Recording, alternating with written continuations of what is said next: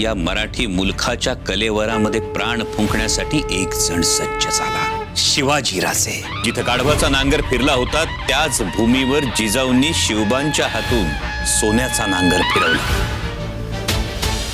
थोरले बाजीराव पेशवे. त्या काळी पुण्यात बाजीरावांच्या अभक्ष भक्षणावरून आणि शिवता शिवत पाळत नाहीत म्हणून मोठा कालवा झाला. पण बाजीरावांनी त्याला जुमानलं नाही. पुढे राघोबा दादांनी तर पराक्रमाची शर्त केली. दिल्लीच्या तख्तावरही मराठ्यांचा वचक निर्माण झाला.